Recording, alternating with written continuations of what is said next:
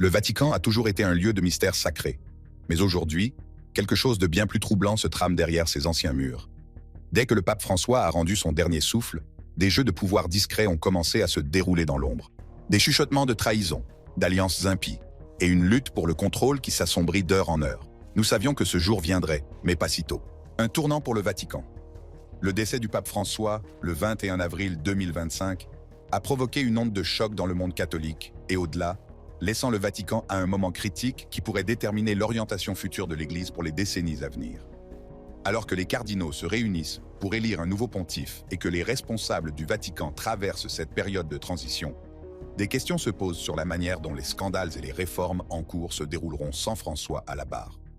La vacance du pouvoir engendrée par sa disparition crée à la fois de l'incertitude et des opportunités au sein du Saint-Siège, des factions concurrentes cherchant potentiellement à faire avancer leurs propres agendas pendant cette période charnière. Le pape François est décédé à 7h35 dans sa résidence de Casa Santa Marta, laissant derrière lui un héritage complexe de tentatives de réforme et de défis permanents. Son décès a été officiellement annoncé par le cardinal Kevin Farrell, camerlengo de la Sainte Église romaine, qui assume désormais la fonction d'administrateur de facto pendant cette période de vacances. L'annonce officielle a déclenché des protocoles séculaires qui aboutiront à un conclave pour élire le successeur de François.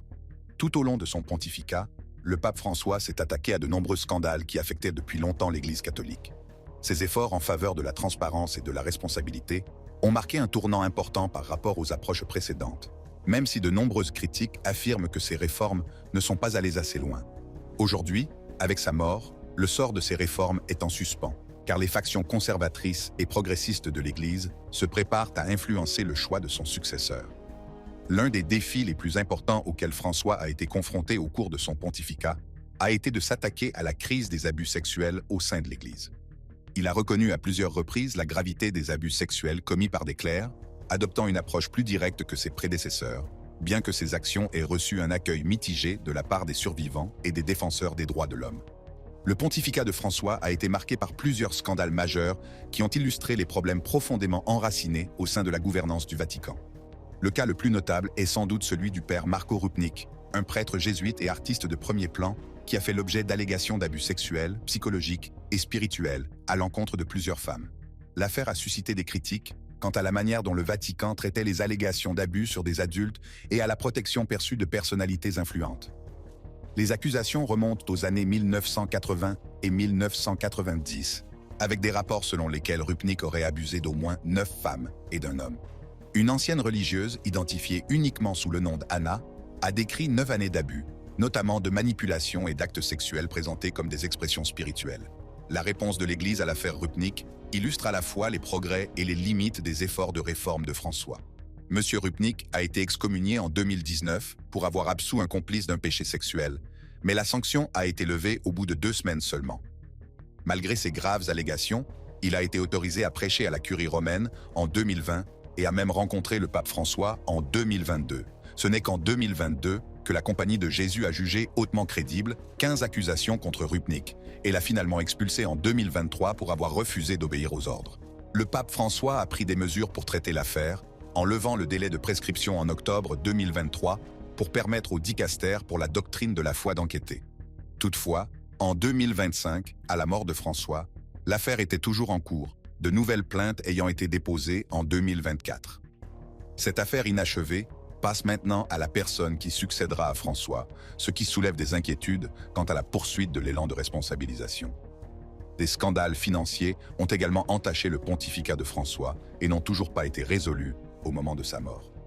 L'un des plus importants concerne le cardinal Angelo Becciu, accusé de détournement de fonds et d'autres délits financiers liés à une transaction immobilière de 400 millions de dollars à Londres, qui a entraîné des pertes considérables pour le Vatican. Le Vatican a investi dans une propriété de luxe au 60 Sloane Avenue, à Londres, ce qui a entraîné des pertes de plus de 100 millions d'euros. Becciu avait approuvé un investissement de 200 millions d'euros avec le financier Raffaele Mincione en 2014, qui aurait détourné les fonds pour d'autres projets. Monsieur Becciu a également été accusé d'avoir versé 250 000 euros à la coopérative SPES de son frère, la police italienne ayant trouvé de faux reçus. En outre, il aurait versé 575 000 euros à Cecilia Marogna, soi-disant pour la libération d'une religieuse kidnappée, mais qui ont été dépensés pour des articles de luxe. Le procès Becciu, qui a débuté en 2021, a représenté un effort important de la part du pape François pour lutter contre la corruption financière au sein du Vatican. Cependant, il a également soulevé des questions sur la surveillance et l'implication des hauts fonctionnaires. L'affaire est toujours en cours au moment de la mort de François, Bécu clamant son innocence bien que les procureurs réclament plus de 7 ans de prison pour les crimes qu'il aurait commis. Les critiques ont noté que le scandale reflète des problèmes plus profonds au sein de la gestion financière du Vatican, certains se demandant si un pape, y compris François, pourrait réformer complètement les systèmes enracinés qui ont permis la corruption pendant des décennies. L'issue du procès dépend maintenant du successeur de François, qui peut choisir de poursuivre l'affaire avec la même vigueur ou de la laisser s'estomper. Un autre scandale financier important pendant la papauté de François a impliqué la Fondation papale, une organisation caritative catholique basée aux États-Unis. En 2017, le cardinal Donald Wehrle a fourni des informations trompeuses pour obtenir une subvention de 25 millions de dollars pour un hôpital de Rome en proie au scandale, l'Istituto Dermopatico dell'Immacolata. Le secrétaire d'État du Vatican, le cardinal Pietro Parolin, a demandé la subvention au nom du pape François, mais des questions ont rapidement été soulevées quant au bien fondé de la demande et à l'exactitude des informations fournies au conseil d'administration de la Fondation. Malgré la controverse suscitée par cet incident, le pape François a fait l'éloge de la Fondation en 2023 pour son travail caritatif, notant les 4,8 millions de dollars de bourses et d'aides qu'elle a accordées cette année-là. Cette réponse illustre l'approche complexe de François en matière de gouvernance financière. Il prône une plus grande transparence dans certains domaines, tout en semblant ignorer les pratiques douteuses dans d'autres. Le scandale Vatilique 2.0 de 2015 a encore illustré les difficultés rencontrées par François pour réformer la gouvernance du Vatican. Ce scandale concernait la fuite non autorisée de documents confidentiels du Vatican qui exposait la mauvaise gestion financière et la résistance aux efforts du pape François pour réformer la curie romaine. 2 journalistes italiens ont publié des livres basés sur ces documents divulgués, Marchand dans le Temple et Avarice, qui décrivent en détail les scandales financiers et les luttes de pouvoir internes au sein du Vatican. Le Vatican a réagi en arrêtant Monseigneur Lucio Valesco Balda et Francesca Ciauchi, membres d'un comité de réforme économique aujourd'hui disparu, pour avoir divulgué les documents. Tous deux avaient été nommés par le pape François en 2013 pour donner des conseils sur les réformes financières. En juillet 2016, le tribunal du Vatican a acquitté les journalistes, invoquant la liberté d'expression, mais a condamné Balda à 18 mois de prison pour avoir divulgué des documents officiels. Le scandale a mis en évidence la résistance significative aux réformes de François au sein du Vatican, certains le décrivant comme une bataille entre le bien et le mal au sein de la hiérarchie. Il a également renforcé la nécessité d'une plus grande transparence, un objectif que François a poursuivi par le biais de réformes ultérieures. L'action la plus décisive de François a peut-être eu lieu en janvier 2025, quelques mois avant sa mort, lorsqu'il a dissous le Sodalitium Christianae Vitae, une communauté religieuse catholique basée au Pérou, après des années d'enquête sur des abus sexuels et psychologiques commis par son fondateur, Luis Fernando Figari et d'autres personnes. Fondé en 1971 par Figari, le groupe a été reconnu par le pape Jean-Paul II en 1997 et comptait environ 20 000 membres à son apogée. Un rapport de 2017 commandé par la société a révélé que Figari et d'autres personnes avaient abusé de 19 mineurs et de 10 adultes. Après des enquêtes menées au Pérou et au Vatican, Figari a été expulsé du groupe en 2024. En 2023, le pape François a ordonné une enquête du Vatican par des experts en abus, ce qui a conduit à la dissolution complète du groupe en 2025, peu avant la mort de François. Cette action décisive contraste avec la manière dont l'Église a traité des cas similaires dans le passé. Contrairement aux légionnaires du Christ, qui ont été restructurés sous le pape Benoît XVI, malgré des allégations d'abus similaires, le Sodalitium a été complètement dissous, ce qui montre la gravité avec laquelle François a considéré la situation. Tout au long de son pontificat, François a été confronté à l'opposition des conservateurs au sein de l'Église, qui ont résisté à ses tentatives de réforme et à son approche plus progressiste de certaines questions. Interrogé sur cette résistance lors d'une interview, François n'a pas mâché ses mots. Cette tension entre réforme et tradition a défini une grande partie du pontificat de François et façonne désormais le paysage alors que l'Église se prépare à choisir son successeur. Le collège des cardinaux, qui élira le prochain pape, comprend de nombreux cardinaux nommés par François, ce qui pourrait assurer une certaine continuité avec sa vision. Toutefois, les factions conservatrices feront sans aucun doute pression pour un retour à des approches plus traditionnelles. François lui-même a reconnu la réalité des scandales au sein de l'Église, en présentant des excuses publiques, ce qui est rare. Alors que l'Église entre dans cette période de siège vacant, les protocoles traditionnels sont en cours. Le cardinal Kevin Farrell, en tant que camerlengo, a présidé le rite de constatation du décès et de mise en bière du corps du pape dans la soirée du 21 avril 2025 dans la chapelle de la Casa Santa Marta. Le cardinal Mauro Gambetti a dirigé la récitation du Saint-Rosaire pour le repos de l'âme du pape François sur la place Saint-Pierre. Il est prévu que la dépouille mortelle du pape soit transférée dans la basilique Saint-Pierre le 23 avril 2025 pour y être vénérée, les dispositions devant être finalisées après la première congrégation des cardinaux. Un conclave visant à élire un nouveau pape devrait avoir lieu entre 15 et 20 jours après la mort de François, avec 135 cardinaux susceptibles d'y participer. L'issue de ce conclave aura un impact significatif sur la manière dont l'Église abordera les scandales non résolus et poursuivra les réformes entamées sous François. Son successeur poursuivra-t-il ses efforts en faveur d'une plus grande transparence et d'une plus grande responsabilité? Ou reviendra-t-il à des approches plus traditionnelles de la gouvernance de l'Église? La réponse à cette question façonnera la trajectoire de l'Église catholique pour les années à venir. L'utilisateur de Reddit Jatak33 a exprimé ses inquiétudes quant à l'héritage de François, en déclarant « C'est ce qui me perturbe, c'est ce qui me perturbe. N'importe quel autre pape ne serait pas en mesure de couvrir et de défendre la quantité d'hommes mauvais que François a sans couverture médiatique. Inzoli, Barros, Zanchetta, Rupnik, McCarrick, etc. » Ce sentiment reflète les opinions partagées sur la gestion des scandales par François, certains jugeant ses actions insuffisantes. Un autre utilisateur de Reddit, PhD Survivor, a offert un point de vue pessimiste sur la façon dont on se souviendra de François. Je crains que notre pontife actuel ne soit pas bien vu par les fidèles à l'avenir. Ceux qui ont été encensés par les médias séculiers à leur époque, Hans Kueng, Schillebeeckx, Jean Jadot, Richard McBrien, seront au mieux oubliés et au pire détestés. D'autres, en revanche, ont défendu l'approche de François, considérant ses efforts comme de véritables tentatives pour résoudre des problèmes de longue date au sein de l'Église. Ces différents points de vue illustrent la complexité de l'héritage laissé par François et les défis auxquels son successeur devra faire face pour gérer les scandales et les efforts de réforme en cours au sein du Vatican.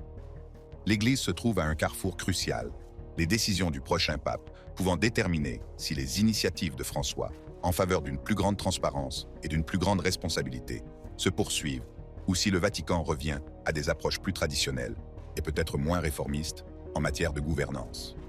La lutte pour le pouvoir. La mort du pape François a fait plus qu'initier les rites solennels du deuil et les préparatifs du prochain conclave. Elle a déchiré le couvercle d'un conflit interne qui couvait depuis longtemps au sein du Vatican.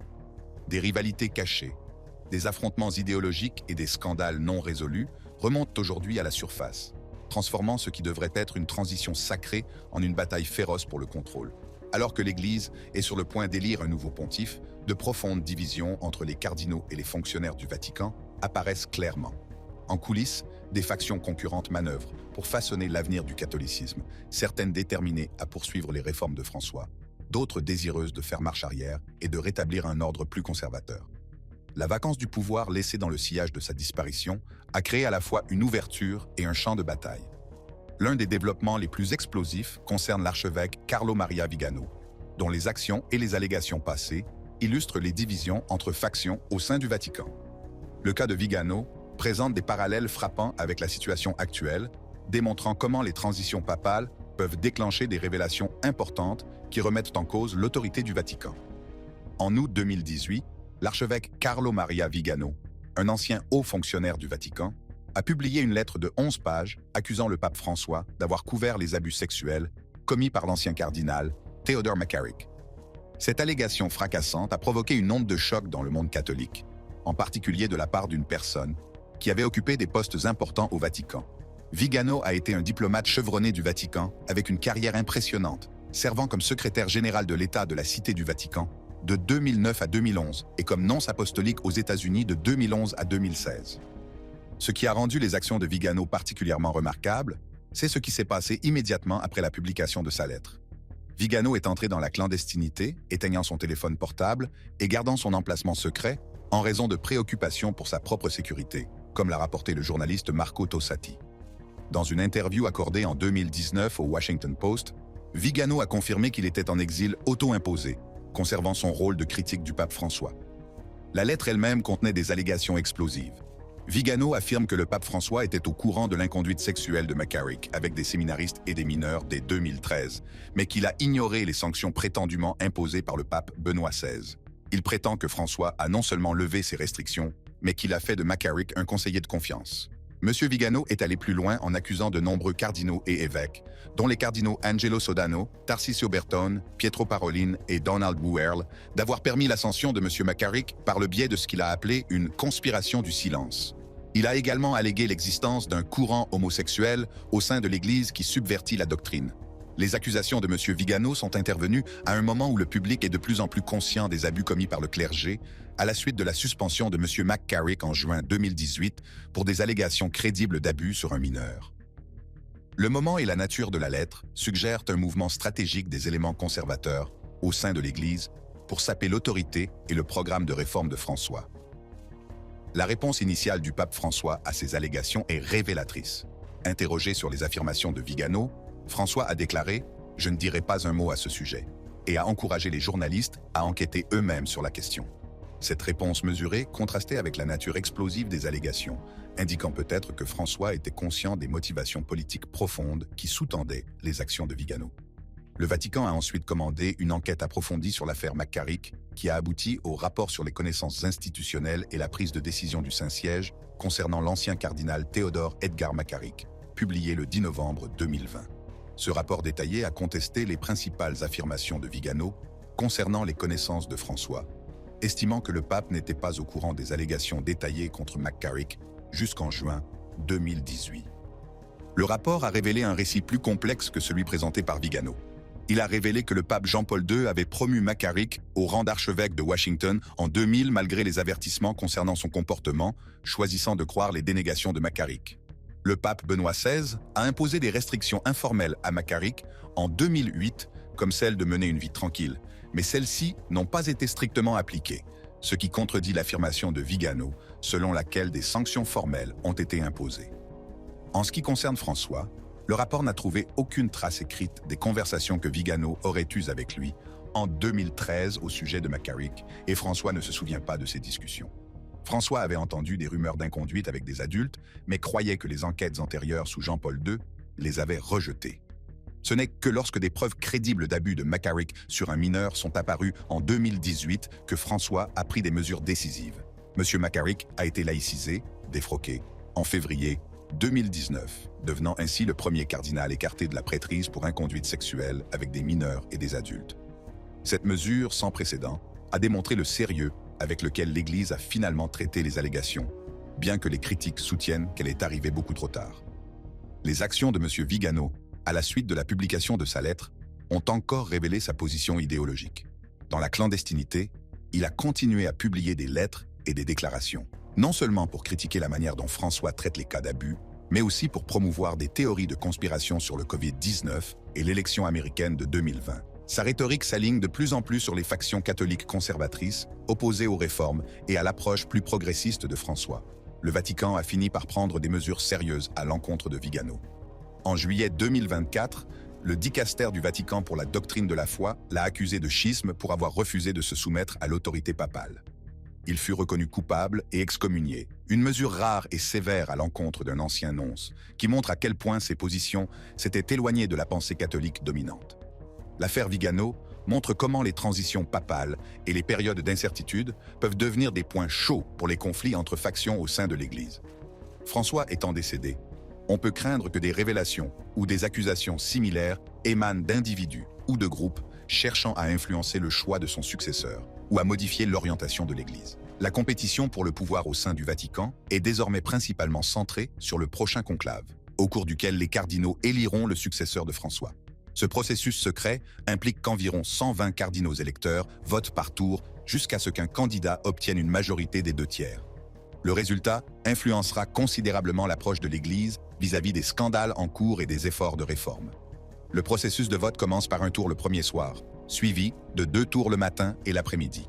Les bulletins de vote sont brûlés pour produire une fumée blanche, indiquant une élection réussie, ou une fumée noire, indiquant une absence de décision, des produits chimiques étant utilisés pour que la couleur de la fumée soit clairement visible. Les données historiques montrent que tous les conclaves depuis 1900 ont duré moins de 4 jours, le pape François lui-même ayant été élu le 2e jour seulement, en 2013. Ce processus n'est pas à l'abri des factions, des intrigues et du lobbying. Les cardinaux peuvent s'aligner sur différentes visions de l'avenir de l'Église. formant des alliances pour soutenir les candidats qui partagent leurs perspectives théologiques et de gouvernance. Un facteur important du prochain conclave est que 2/3 des cardinaux électeurs, environ 80, ont été choisis par le pape François au cours de ses 10 années de pontificat, reflétant sa vision d'une Église plus inclusive. Cela pourrait influencer le résultat en favorisant potentiellement un candidat qui poursuivrait les efforts de réforme de François. Au-delà du conclave, les luttes de pouvoir au sein du Vatican se sont toujours concentrées sur le contrôle des vastes ressources financières de l'Église. Ces conflits reflètent souvent des divisions idéologiques plus profondes entre traditionalistes et réformateurs, la gestion financière devenant un champ de bataille par procuration pour des conflits théologiques et de gouvernance plus larges. Un exemple notable est la lutte de pouvoir impliquant le cardinal George Pell, que François a nommé à la tête du secrétariat pour l'économie en 2014 pour centraliser et réformer les finances du Vatican. M. Pell a dû faire face à une forte opposition de la part d'autres fonctionnaires du Vatican, notamment le cardinal Pietro Parolin et l'archevêque Giovanni Becciu, qui ont contesté son autorité. En 2016, un audit externe a été interrompu par une lettre signée par Parolin et Becciu, qui ont également contesté le pouvoir de signature de contrats de Pell.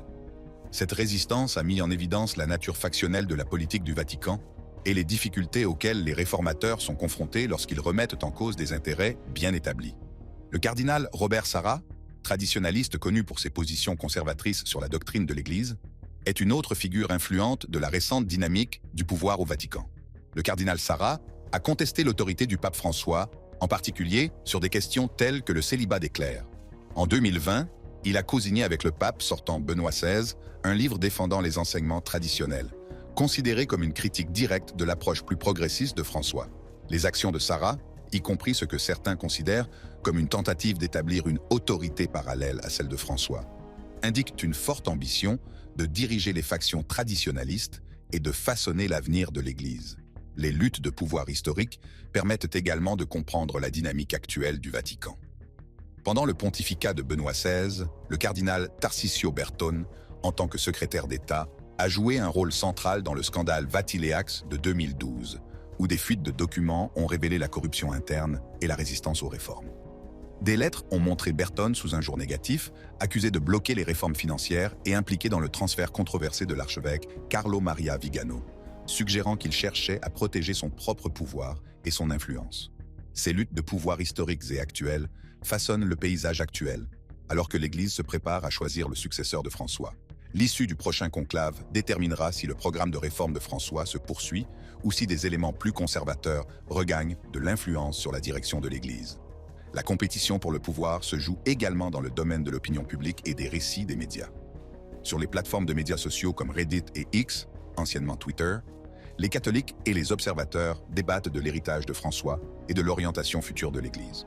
Certains utilisateurs expriment leur frustration quant à la gestion des scandales par François, comme l'indique un utilisateur de Reddit. Le Vatican a de sérieux problèmes qui font paraître véniel ce qui est habituellement fustigé ici. D'autres défendent l'approche de François, considérant ses efforts comme des tentatives sincères de résoudre des problèmes de longue date au sein de l'Église. Sur X, un internaute a écrit « Le pape François n'a pas commis d'actes objectivement mauvais ». Les controverses auxquelles son pontificat a été confronté, oui. La gestion des scandales d'abus du clergé a été fortement critiquée. Accusations, comme l'ignorance de l'inconduite de McCarrick, le Vatican a nié l'avoir fait. Il s'agit d'échecs de leadership et non d'un mal personnel. Complexe, la vérité est. Ces diverses perspectives reflètent les divisions plus larges au sein de la communauté catholique concernant l'héritage de François et l'orientation future de l'Église. Le prochain pape devra naviguer entre ces récits concurrents et ses factions pour asseoir son autorité et faire progresser sa vision de l'Église. Le processus du conclave lui-même est conçu pour minimiser l'influence extérieure et les manœuvres politiques, les cardinaux étant séquestrés et ayant juré de garder le secret. Cependant, la réalité implique souvent un lobbying intense et la constitution d'alliances avant le début du conclave, les cardinaux formant des blocs de vote sur la base de perspectives théologiques communes ou d'intérêts régionaux. Le cardinal Kevin Farrell, actuellement Camerlengo, joue un rôle crucial pendant cette période vacante, en administrant le Saint-Siège après la mort du pape.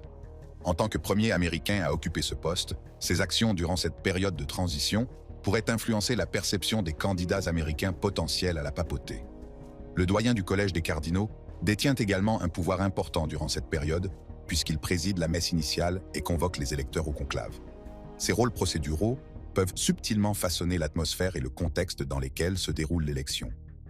Alors que les spéculations sur le prochain pape se concentrent inévitablement sur des cardinaux bien connus, l'histoire des conclaves montre que des candidats de compromis émergent souvent lorsque les premiers ne parviennent pas à obtenir un soutien suffisant. Cette dynamique introduit une incertitude supplémentaire dans le processus, avec la possibilité de résultats surprenants qui défient les prédictions d'avant-conclave. Le pouvoir structurel du Vatican lui-même évolue également. La structure politique du Vatican est une monarchie élective absolue, théocratique, le pape exerçant le pouvoir législatif, exécutif et judiciaire suprême.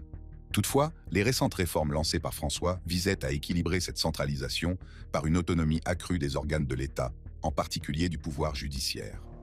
La loi fondamentale de 2023 déclare l'État de la Cité du Vatican séparé de la Curie romaine, les fonctions étatiques étant exercées par le gouvernorat sur la base de lois, ce qui renforce les contraintes juridiques pesant sur le pouvoir du pape. Cette séparation vise à réduire le potentiel d'exercice arbitraire du pouvoir, ce qui pourrait atténuer la concurrence interne. Toutefois, l'histoire montre que de telles tensions persistent, en particulier dans les domaines de la finance et des réformes.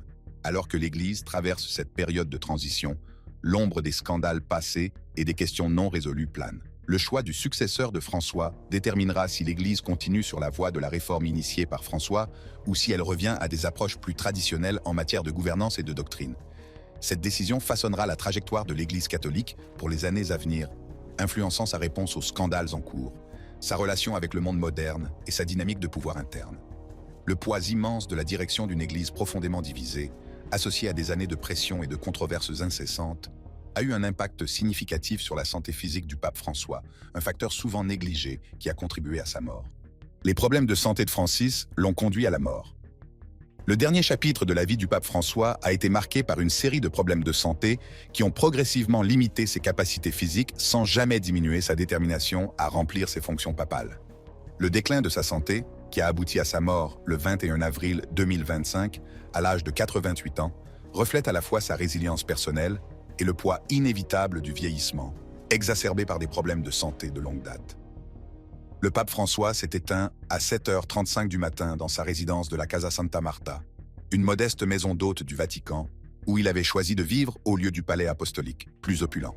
Ce choix, fait au début de son pontificat, symbolisait son engagement en faveur de la simplicité et son désir d'éviter l'isolement que peut entraîner la fonction papale. Un engagement qu'il a maintenu jusqu'à ses derniers jours. La santé du pape a été un sujet de préoccupation tout au long de son pontificat. Ses antécédents médicaux, incluant une ablation partielle des poumons en 1957 à la suite d'une grave infection respiratoire, survenue alors qu'il était jeune homme en Argentine. Cette opération précoce a eu des effets durables sur son système respiratoire, le rendant particulièrement vulnérable aux affections pulmonaires dans ces dernières années. En février 2025, 2 mois seulement avant sa mort, François avait subi un séjour de 38 jours à l'hôpital pour une bronchite et une pneumonie. Cette hospitalisation prolongée témoigne de la gravité de son état et suscite des inquiétudes quant à sa capacité à continuer à diriger l'Église. Malgré sa fragilité, François a fait preuve d'une détermination remarquable pour reprendre ses fonctions à sa sortie de l'hôpital.